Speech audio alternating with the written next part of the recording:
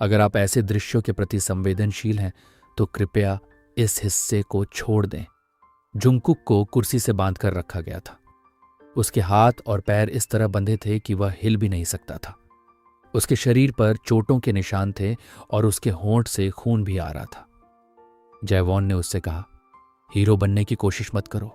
अगर मेरी बात मानोगे तो तुम्हें और तकलीफ नहीं होगी। कुछ देर बाद बिजली का झटका रुक गया। जुंगकुक तेज सांसें ले रहा था। वह थक चुका था, लेकिन उसने हार मानने से इनकार कर दिया। यह सुनकर जयवॉन गुस्से में आ गया। उसने जुंगकुक को मारा और कुर्सी समेत उसे नीचे गिरा दिया। फिर उसने उसे कॉलर से उठाकर उसकी आंखों में देखा। जुंगकुक ने कहा, मुझे जितना चाहे तकलीफ दो, अगर कर सकते हो तो मुझे मार भी दो, लेकिन तुम इस बात को कभी नहीं मिटा सकते कि खुद को सबसे ऊपर रखने के लिए तुमने दूसरे देश के साथ हाथ मिलाया है।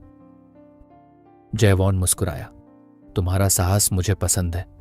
बस उम्मीद है कि उसे तब भी बनाए रखोगे जब तुम उसे देखोगे। फिर उसने अपने आदमियों से कहा, उसे अंदर लाओ। वह जगह एक बंद कमरा था। वहां कोई खिड़की नहीं थी और दीवारों पर भी ठीक से रंग नहीं किया गया था। कमरे में सिर्फ एक दरवाजा और एक लाइट थी।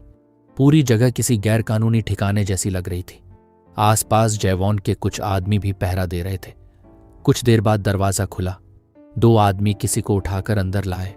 वह बेहोश था और उसके हाथ पैर बंधे हुए थे। जैसे ही जुंगकुक ने उसे देखा, उसका चेहरा बदल गया। जयवॉन ने अपने आदमी से कहा, और क्या देख रहे हो, इसे होश में लाओ। एक आदमी ने पानी डालकर ताय को होश में ला दिया।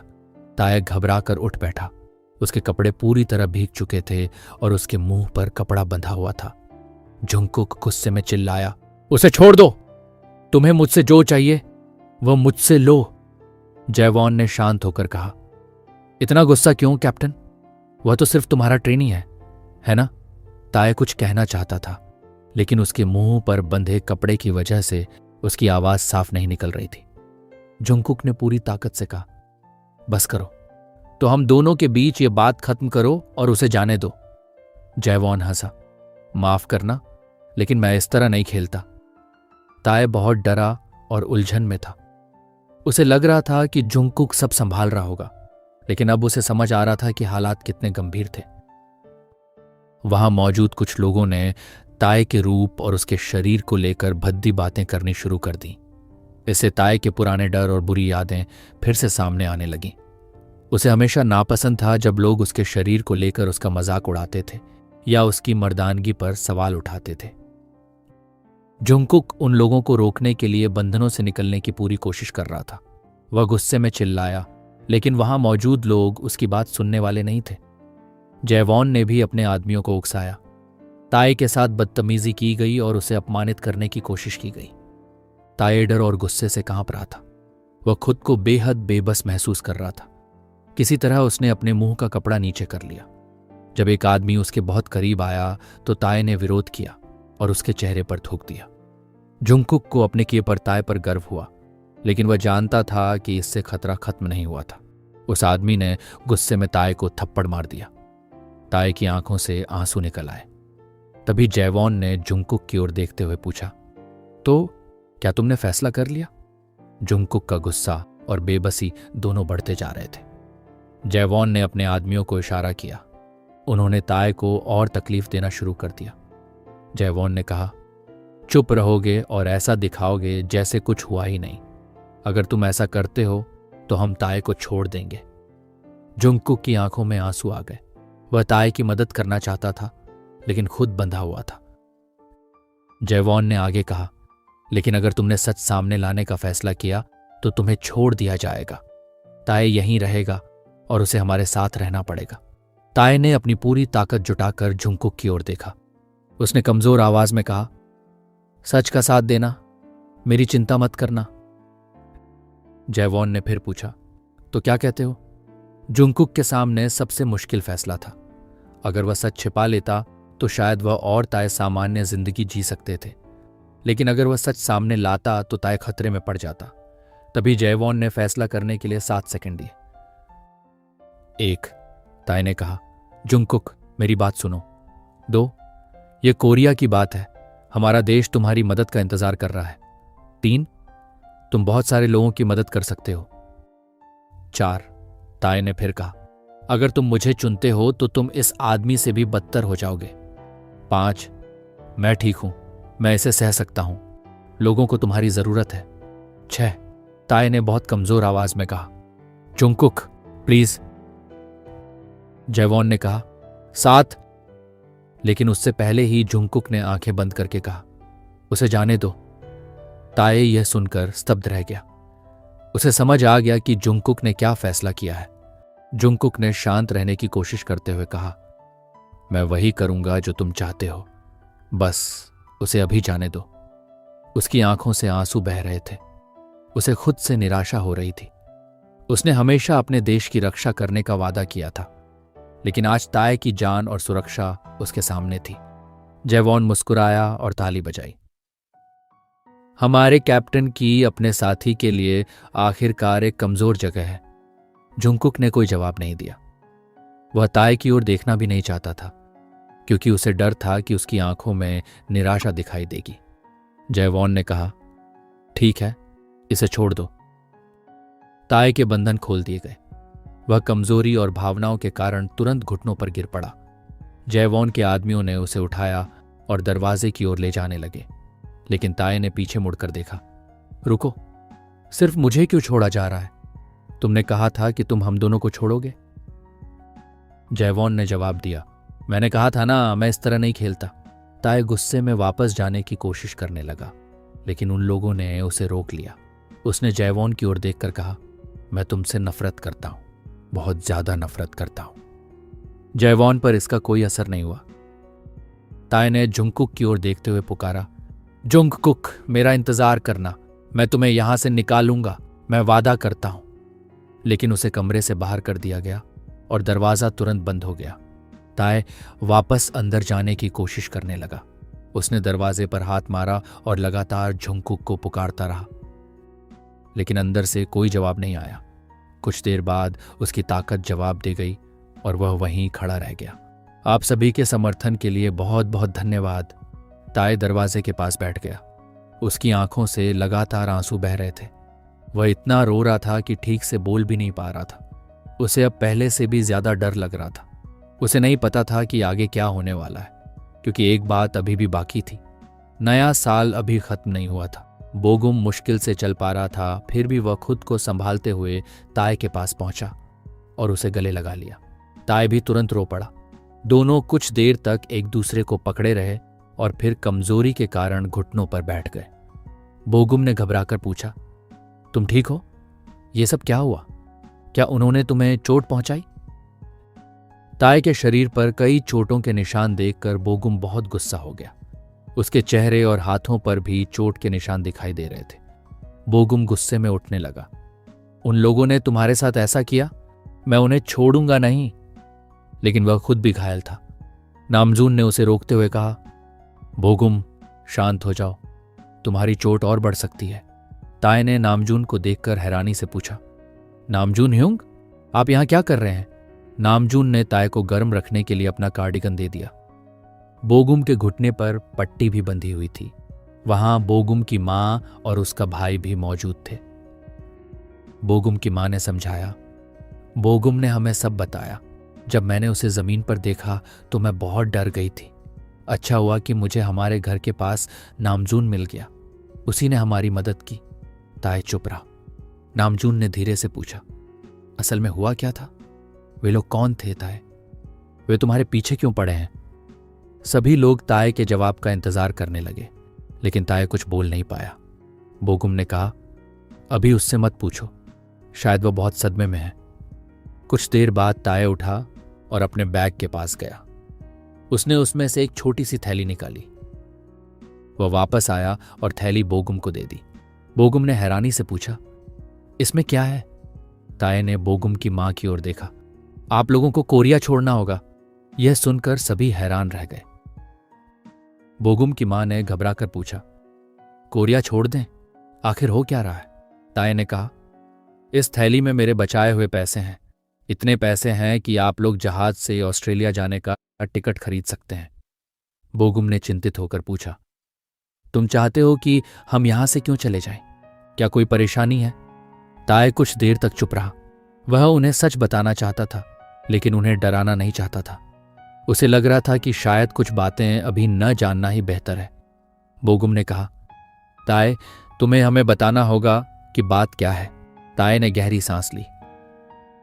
दुनिया में एक बड़ा युद्ध होने वाला है। कमरे में अचानक सन्नाटा छा गया। ताय ने आगे कहा, मुझे महसूस हो रहा है कि बहुत जल्द विश्व युद्ध शुरू होने वाला है। बोगुम की मां ने हैरानी में अपना हाथ मुंह पर रख लिया। नामजून भी इस बात से परेशान हो गया। बोगुम शायद समझ रहा था कि ताय को ऐसी आशंका क्यों हो रही थी। ताय ने कहा, हम यहां सुरक्षित नहीं हैं। जब तक लोगों को यह पता नहीं चलता कि अमेरिकी लोग हम पर कब्जा करने की कोशिश कर रहे हैं, तब तक हमारे लिए यहां रहना सुरक्षित नहीं है। अब कहानी का रुख जुंगकुक की ओर बदलता है। कमरे में एक भारी और अलग लहजे वाली आवाज सुनाई दी। तो यही वह लड़का है जिसके बारे में तुम बता रहे थे? जुंगकुक अब भागने की कोशिश नहीं कर रहा था। उसे पता था कि ताय किसी तरह सुरक्षित बाहर निकल चुका है। इसी बात से उसे थोड़ी राहत थी, लेकिन उसके लिए मुश्किल अभी खत्म नहीं हुई थी। जयवॉन ने कहा, हां जनरल, लगता है इसकी ताकत अब खत्म हो रही है। कुछ देर पहले तक यह काफी विरोध कर रहा था। जुंगकुक ने उसकी ओर नहीं देखा। वह नीचे अपने पैरों की तरफ देखता रहा। लगातार बंधे रहने के कारण उसके हाथ पैर सुन्न पड़ रहे थे। जनरल ने उसे जोर से धक्का दिया। जुंगकुक नीचे गिर गया। फिर उसे उठाकर दीवार के पास ले जाया गया। चोटों और थकान के कारण वह बहुत कमजोर हो चुका था। जुंगकुक ने धीमी आवाज में कराहते हुए सांस ली। वहां मौजूद किसी भी व्यक्ति को उसकी हालत देखकर कोई खास चिंता नहीं हुई। ऐसा लग रहा था जैसे उनके लिए यह सब सामान्य बात हो। जनरल ने जुंगकुक को देखते हुए पूछा, तो तुम वही हो जिसने वे सारे पत्र लिखे थे? फिर वह व्यंग्य से हंसा। तुमने सोचा था कि कलम और कागज से हमारे खिलाफ लड़ सकते हो? जुंगकुक ने कमजोर होने के बावजूद जवाब दिया। और अब तुम उसे कमजोर कह रहे हो? कितनी अजीब बात है। उसका जवाब सुनकर कमरे में मौजूद लोग हैरान रह गए। इतनी मुश्किल हालत में भी जुंगकुक ने जवाब देने की हिम्मत नहीं छोड़ी थी। जनरल ने गुस्से में उसे फिर नीचे गिरा दिया। जुंगकुक फर्श पर पड़ा रहा। वह बहुत थक चुका था और उसकी हालत लगातार बिगड़ रही थी। एक आदमी ने पूछा, सर, इसे खत्म कर देते हैं, आप जैसा कहें वैसा कर सकते हैं। जनरल ने कहा, मैं चाहता हूं कि लोग उसकी मौत देखें। मैं चाहता हूं कि सबको लगे कि वह एक बुरा इंसान था। उसने आगे कहा, लोग शायद हमारा ही साथ देंगे। तुम्हें वह समय याद है जब हमने प्लाजा पर हमला करने की योजना बनाई थी? लोग पहले से ही उससे नाराज हैं। उनके लिए उसे स्वीकार करना आसान होगा। कमरे में मौजूद लोग इस योजना पर हंसने लगे। जुंगकुक की आंखों के सामने सब कुछ धुंधला होने लगा था। जनरल ने अपने हाथ साफ किए और फिर अपने आदमियों की ओर देखा। आज रात सबको प्लाजा में इकट्ठा करो। उसके सभी करीबी लोगों का वहां होना जरूरी है। फिर वह जुंगकुक के पास गया। मैं उनकी आंखों में वह दर्द देखना चाहता हूं जब उन्हें पता चलेगा कि तुम मरने वाले हो। जुंगकुक ने मुश्किल से सांस ली। जनरल ने कहा, तुमने चाहे सच छिपाने का फैसला किया हो, लेकिन मुझे तुम्हारा रवैया पसंद नहीं आया। इसलिए आज रात के लिए खुद को तैयार रखो। उसने आखिरी बात बहुत शांत तरीके से कही। जैसे ही सूरज डूबेगा तुम्हारी जिंदगी खत्म कर दी जाएगी। शाम के 5 बजे सभी लोग प्लाजा में इकट्ठा हो गए। किसी को समझ नहीं आ रहा था कि उन्हें वहां क्यों बुलाया गया है। फिर भी लोग वहीं रुके रहे, क्योंकि वे जानना चाहते थे कि आखिर मामला क्या है। प्लाजा के बीच में काफी जगह खाली थी। तभी 2 सैनिक जुंगकुक को वहां लेकर आए। उसके हाथ बंधे हुए थे और वह बहुत कमजोर दिखाई दे रहा था। उसके कपड़ों पर चोटों के निशान साफ दिखाई दे रहे थे। वह बेहद थका हुआ था, लेकिन फिर भी अपने पैरों पर खड़ा था। वह अपने लोगों को आखिरी बार देखना चाहता था। भीड़ में फुसफुसाहट शुरू हो गई। हे भगवान, ये तो कैप्टन है। इन्होंने उसके साथ ऐसा क्यों किया? उसने आखिर किया क्या है? लोगों को असली सच्चाई के बारे में कुछ पता नहीं था। कुछ देर बाद सेना का जनरल रेनर वहां पहुंचा। उसके साथ जयवॉन और 2 सैनिक भी थे। उसी समय ताय भीड़ में से रास्ता बनाते हुए आगे आया। जैसे ही उसने रेनर और जयवॉन को देखा, उसके अंदर गुस्सा भर गया। उसकी आंखों में आंसू आने लगे। वह जुंगकुक के पास जाकर उसे वहां से निकालना चाहता था, लेकिन वह खुद भी बहुत कमजोर था। उसके पास ऐसा करने की ताकत नहीं थी। रेनर भीड़ के बीच में आया। उसके हाथ में मेगाफोन था। उसने गंभीर आवाज में कहा, आज हम आप सभी को एक जरूरी घोषणा के लिए यहां लेकर आए हैं। भीड़ में हलचल बढ़ गई। रेनर ने जुंगकुक की ओर इशारा किया। कैप्टन जुंगकुक ने हमारे खिलाफ साजिश रचने की कोशिश की है। लोग यह सुनकर हैरान रह गए। वे जुंगकुक को लंबे समय से जानते थे। उन्हें समझ नहीं आ रहा था कि वह ऐसा कैसे कर सकता है। रेनर ने आगे कहा, उसने एक किताब लिखी है जिसका नाम है टच मी नॉट। उसमें हमारे खिलाफ ऐसी बातें लिखी गई हैं जिनसे लोगों के बीच हमारी गलत छवि बनाई जा सके। ताई ने गुस्से में अपनी मुट्ठी भींच ली। रेनर ने अपनी बात जारी रखी। उसने हमारे बारे में झूठी कहानियां लिखी और हमारा अपमान किया, लेकिन हमने उसका क्या बिगाड़ा है? हम तो सिर्फ लोगों की मदद करना चाहते थे। उसने कुछ देर रुककर कहा। रेनर ने लोगों की ओर देखा। इसलिए आज फैसला आप लोग करेंगे। आप तय करेंगे कि जुंगकुक को जिंदा रहने दिया जाए या नहीं। भीड़ में लोग आपस में बात करने लगे। कुछ लोग जुंगकुक के खिलाफ बोलने लगे, उसे सजा मिलनी चाहिए। वह एक गैर जिम्मेदार कैप्टन है। मेरे बेटे की मौत भी उसकी वजह से हुई। धीरे धीरे लोगों की आवाजें तेज होने लगी। कुछ लोग जुंगकुक को सजा देने की मांग करने लगे। ताई यह देखकर बहुत परेशान हो गया। तभी उसकी नजर जयवॉन पर पड़ी। उसके चेहरे पर हल्की मुस्कान थी। ताई का गुस्सा और बढ़ गया। ठीक है नागरिकों, हम आपका फैसला समझ गए हैं। अब जुंगकुक को सजा दी जाएगी। तभी ताई ने ऊंची आवाज में कहा, रुकिए। पूरा प्लाजा शांत हो गया। सभी की नजरें ताई पर टिक गईं। रेनर ने पूछा, क्या बात है? ताई ने कहा, फैसला सबके सामने नहीं होना चाहिए। लोगों को निजी तौर पर वोट करने दीजिए। रेनर हैरान हुआ। निजी वोटिंग? इसकी जरूरत क्यों है? अभी तो सबका फैसला साफ दिखाई दे रहा है। ताई ने जवाब दिया, हर किसी की राय एक जैसी नहीं होती। कुछ लोग दूसरों की बात सुनकर अपना फैसला बदल सकते हैं।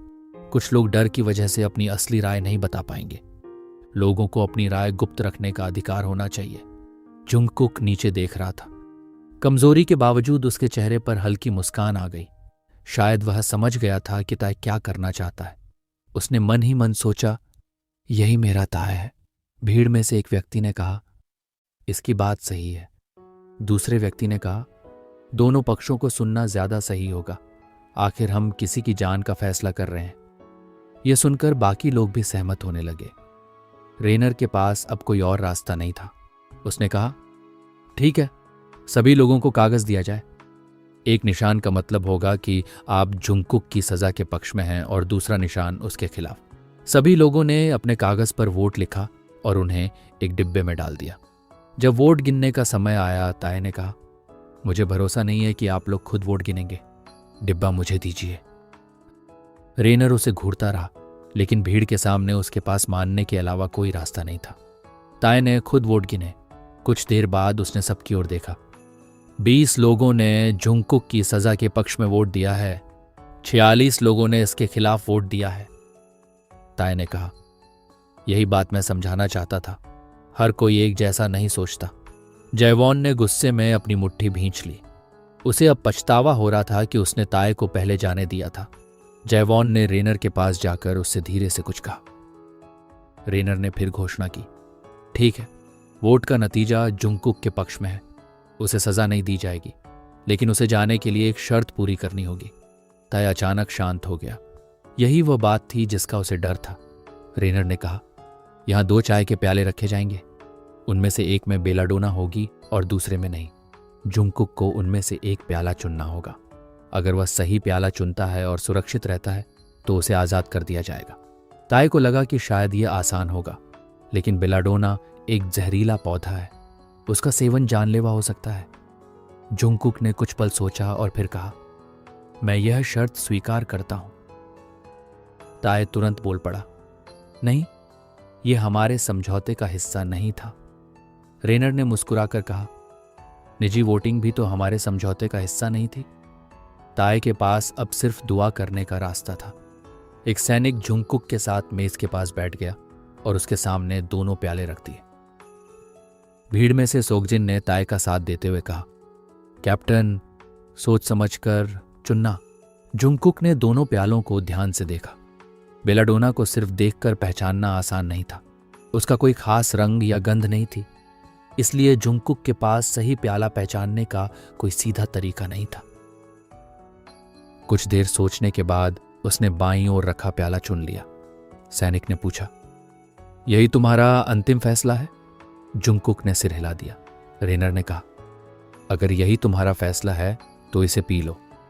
जुंगकुक और दूसरे सैनिक ने एक साथ चाय पी। पूरा प्लाजा शांत हो गया। कुछ ही देर बाद दूसरे सैनिक ने रेनर की ओर बढ़ते हुए अचानक उसका गला पकड़ लिया, लेकिन कुछ ही पल बाद वह खुद जमीन पर गिर पड़ा। भीड़ में अफरा तफरी मच गई। ताए को समझ आ गया कि जुंगकुक ने सही प्याला चुना था। बेलाडोना के असर से उस सैनिक का व्यवहार बदल गया था और वह सामान्य तरीके से सोच नहीं पा रहा था। ताए के चेहरे पर राहत की मुस्कान आ गई। भीड़ में खुशी की आवाजें उठने लगीं। उसने सही प्याला चुना। ताए की आंखों में खुशी के आंसू आ गए। जुंगकुक धीरे धीरे खड़ा हुआ। वह पहले से ही बहुत कमजोर था और उसके शरीर पर चोटें थीं, लेकिन अचानक उसकी आंखों के सामने सब घूमने लगा। अगले ही पल वह जमीन पर गिर पड़ा। भीड़ फिर से शांत हो गई और इस बार जुंगकुक की हालत देखकर ताए के चेहरे की सारी खुशी चिंता में बदल गई। ताए युंग, उठो। नामजून ने ताए को धीरे से हिलाया। ताए बिस्तर के पास बैठा हुआ था और थकान के कारण वहीं सो गया था। उसका सिर जुंगकुक के हाथ पर टिका हुआ था और उसका हाथ अब भी जुंगकुक के हाथ में था। ताए ने धीरे धीरे आंखें खोली। सामने सबसे पहले उसे नामजून दिखाई दिया। उसके पास सोगजिन और बोगुम भी खड़े थे। नामजून ने एक तरफ इशारा किया। ताए ने मुड़कर देखा और जुंगकुक को आंखें खोले हुए पाया। उसके चेहरे पर तुरंत राहत आ गई। ताए जल्दी से उठकर उसके पास गया और उसके चेहरे को दोनों हाथों से थाम लिया। उसे यकीन ही नहीं हो रहा था कि जुंगकुक आखिरकार होश में आ गया था। जुंगकुक ने बहुत धीमी आवाज में कहा, ह्योंग।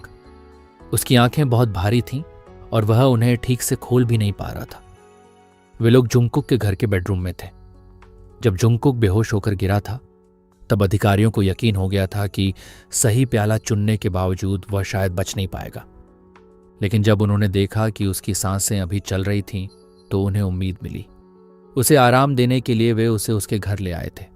उसके साथ एक डॉक्टर भी था। जुंगकुक कई घंटों तक सोता रहा। उसकी धड़कन सामान्य नहीं थी और कुछ समय ऐसा भी आया जब उसकी सांसें अचानक रुकने लगी थीं। लेकिन अब वह होश में था। ताए के अंदर जमा डर और चिंता कुछ कम हो गई। डॉक्टर जुंगकुक के पास आई और उसकी नब्ज और सांसों की जांच करने लगी। सोगजिन ने ही डॉक्टर को बुलाया था, क्योंकि उसके परिवार का मेडिकल क्षेत्र से संबंध था। डॉक्टर ने जुंगकुक को ध्यान से देखा। अभी उसकी हालत पूरी तरह स्थिर नहीं है, लेकिन पहले से बेहतर है। जुंगकुक की सांसें अभी भी भारी थीं। उसके घावों पर पट्टियां बंधी हुई थीं और फिर भी उसे दर्द हो रहा था। ताए ने धीरे से पूछा, तुम्हें कैसा महसूस हो रहा है? जुंगकुक ने जवाब देने से पहले कुछ पल सांस ली। मेरी आंखों के सामने सब घूम रहा है और सिर में दर्द है, लेकिन अभी सहने लायक है। यह कहते हुए उसने फिर से आंखें बंद कर ली। डॉक्टर ने कहा, मैं सही समझ रही थी। दोनों प्यालों में बेलाडोना थी। सभी लोग हैरान रह गए। जुंगकुक ने कमजोर आवाज में कहा, उन्होंने झूठ बोला था। दोनों प्यालों में बेलाडोना थी। ताए को यह सुनकर बिल्कुल उम्मीद नहीं थी, लेकिन उसे पहले से ही लग रहा था कि उस पूरे खेल में कुछ गड़बड़ थी। जुंगकुक ने समझाया, मैंने बस प्याले के रंग को देखकर बाईं तरफ वाला प्याला चुना था। डॉक्टर ने कहा, तुम्हारा बच जाना किसी चमत्कार से कम नहीं है। तभी कमरे का दरवाजा अचानक खुला और सभी लोग चौंक गए। लिसा अंदर आई। उसकी आंखों से आंसू बह रहे थे। वह सीधे जुंगकुक के पास गई और गुस्से में उसके हाथ पर मार दिया। तुम लगभग मर ही गए थे और मुझे इसकी खबर तक नहीं थी। उसने गुस्से में उसे फिर से मारने की कोशिश की, लेकिन तभी वह दर्द से बोला, बस करो। लिसा और जुंगकुक का व्यवहार ऐसा था जैसे दोनों भाई बहन की तरह आपस में लड़ रहे हों। बोगुम ने लिसा को पीछे खींच लिया। जुंगकुक ने राहत की सांस ली। लिसा नाराज थी और अभी भी उसे डांटना चाहती थी, लेकिन उसकी नाराजगी के पीछे जुंगकुक के लिए चिंता थी। वह उसे अपने परिवार का हिस्सा मानती थी। लिसा कमरे से बाहर चली गई और बोगुम भी उसे शांत करने के लिए उसके पीछे चला गया। ताए ने कहा, तुम्हें अभी आराम करना चाहिए, हम बाहर चले जाते हैं।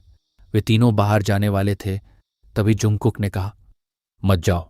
तीनों समझ गए कि वह खास तौर पर ताए से कह रहा था। जुंगकुक ने बिस्तर पर लेटे लेटे ताए का हाथ पकड़ लिया। ताए थोड़ा झिझका।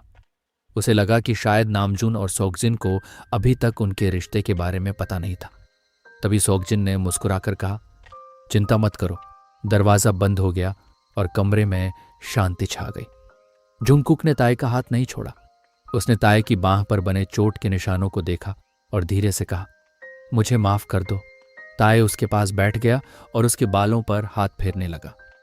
जुंगकुक ने कहा, मुझे अफसोस है कि जब वे तुम्हें तकलीफ दे रहे थे तब मैं कुछ नहीं कर सका। मुझे माफ कर दो। ताए ने उसे रोकते हुए कहा, तुम्हारी कोई गलती नहीं थी। मैं ठीक हूं और इसे सह सकता हूं। उस जहर को पीना कहीं ज्यादा खतरनाक था। मुझे माफ करना, मेरी वजह से तुम्हें यह सब करना पड़ा। जुंगकुक ने धीरे से अपनी जगह बदली और अपना सिर ताए की गोद में रख दिया। ताए हल्का सा मुस्कुराया। तुमने कहा था कि तुम्हें चक्कर आ रहे हैं, फिर भी तुमने अपनी जगह बदल ली। जुंगकुक ने कहा, मैं तुम्हारा चेहरा देखना चाहता था। उसने मुश्किल से अपनी आंखें खोली। फिर ताए ने धीमी आवाज में कहा, मुझे लगा था कि मैं तुम्हें खो दूंगा। मैं बहुत डर गया था। तुम्हें अंदाजा भी नहीं है कि मैं कितना डर गया था। उसने जुंगकुक का हाथ अपने सीने के पास रखा। अगर मैंने तुम्हें खो दिया तो शायद मैं खुद को संभाल नहीं पाऊंगा, इसलिए अपना ध्यान रखना। मैं हमेशा तुम्हारे साथ रहूंगा। जुंगकुक ने धीरे से कहा, मैं अभी नहीं मर सकता। वह कुछ पल रुका और फिर बोला, मुझे अभी बहुत कुछ करना है। मुझे तुम्हारे साथ अपना भविष्य बनाना है, तुम्हें एक अच्छा जीवन देना है। उसके बाद ही मैं चैन से जा सकता हूं। ताए उसके शब्द सुनकर बहुत भावुक हो गया, लेकिन वह ऐसी बातें सुनना नहीं चाहता था। उसे वादों से डर लगता था। उसे डर था कि कहीं ये वादे भी एक दिन सिर्फ यादें बनकर न रह जाएं। उसे डर था कि जुंगकुक के साथ देखे गए उसके सारे सपने कहीं सिर्फ सपने बनकर न रह जाएं। उन दोनों के सामने जो कुछ भी था उसे लेकर ताए के मन में एक ही सवाल था, अगर किस्मत ने उनके लिए कुछ और तय किया हो तो। ताए ने धीरे से कहा, तुम्हें अभी आराम करना चाहिए। लेकिन उसकी बात पूरी होने से पहले ही वह अचानक रुक गया। जुंगकुक ने उसे देखकर पूछा, ह्योंग? ताए के चेहरे पर परेशानी दिखाई देने लगी। उसे ऐसा महसूस हुआ जैसे उसके अंदर कुछ आपस में टकरा रहा हो। अचानक ताए ने अपना सिर पकड़ लिया। आह! जुंगकुक घबरा गया। ह्योंग, क्या हुआ? वह दर्द के कारण लगभग झुक गया था। उसके सिर में तेज और धड़कता हुआ दर्द हो रहा था। उसे ऐसा लग रहा था जैसे उसका सिर फट जाएगा। उसे हल्का चक्कर भी आ रहा था और वह समझ नहीं पा रहा था कि अचानक ऐसा क्यों हो रहा है। लेकिन कुछ ही पलों में वह दर्द अचानक पूरी तरह गायब हो गया। ताए ने धीरे से आंखें खोली और अपने आसपास देखा। वह खुद भी हैरान था। कुछ सेकंड पहले तक उसके सिर में असहनीय दर्द था। अब वह दर्द ऐसे गायब हो चुका था जैसे कुछ हुआ ही ना हो। ताए ने धीमी आवाज में कहा, दर्द चला गया। ताए, मैं यहीं रह सकता हूं। मैं अपना ख्याल खुद रख सकता हूं। बोगुम अब भी ताए से बहस कर रहा था कि उसे अपने परिवार के साथ ऑस्ट्रेलिया जाना चाहिए या कोरिया में ही रुकना चाहिए। ताए ने उसे चुप कराते हुए कहा, तुम्हारे पास कोई और रास्ता नहीं है। वहां तुम ज्यादा सुरक्षित रहोगे। उसने बोगुम को देखकर सच्ची मुस्कान दी। बोगुम कुछ देर चुप रहा। उसके चेहरे से समझ नहीं आ रहा था कि वह क्या सोच रहा है। फिर उसने धीरे से कहा, लेकिन अगर मैं ऑस्ट्रेलिया चला गया तो। वह रुक गया और घबराहट में अपनी उंगलियां हिलाने लगा। तुम्हारा ख्याल कौन रखेगा? ऐसा नहीं है कि कैप्टन हर समय तुम्हारे साथ रह सकता है। ताए ने इस बारे में पहले ही सोच लिया था। उसे खुद भी अकेले रहने से डर लगता था, खासकर उस एहसास से कि जैसे पूरी दुनिया में अब सिर्फ वही अकेला रह गया हो। लेकिन वह स्वार्थी नहीं बनना चाहता था। अगर उसने बोगुम को रोक लिया तो उसके दोस्त की जान खतरे में पड़ सकती थी। बोगुम ने फिर पूछा, फिर खाना कौन बनाएगा? फिर वह एक के बाद एक सवाल करने लगा। सुबह तुम्हें कौन उठाएगा? मुसीबत में तुम्हारी मदद कौन करेगा? जब तुम जिद करोगे तो तुम्हें कौन डांटेगा? ताए उसकी मासूमियत देखकर हंस पड़ा, लेकिन उसके दिल में दर्द भी हुआ, क्योंकि उसे पता था कि वह इन सारी बातों को बहुत याद करेगा। उसने मुस्कुराकर कहा, मैं अपना ख्याल रख सकता हूं, तुम मेरी चिंता मत करो। वे दोनों उस समय बंदरगाह पर थे और ऑस्ट्रेलिया जाने वाले जहाज का इंतजार कर रहे थे। बोगुम की मां और उसका छोटा भाई पास की बेंच पर बैठे हुए थे। ताए ने ही उन्हें कोरिया छोड़कर जाने के लिए मनाया था। वह हालात को देखते हुए उन्हें वहां रुकने नहीं देना चाहता था। बोगुम कुछ देर तक चुप रहा। फिर उसने समुद्र की तरफ देखा। वहां बहुत सारे लोग मौजूद थे, लेकिन समुद्र पर पड़ रही रोशनी उसकी आंखों में साफ दिखाई दे रही थी। उसकी आंखों में आंसू भर आए थे। ताए भी उदास हो गया। उसने पीछे से बोगुम को गले लगा लिया। रोना मत, वरना मैं भी रो दूंगा। ताए ने हल्की हंसी के साथ अपना सिर बोगुम की पीठ पर टिका दिया। ताए ने पूछा, किस बात से?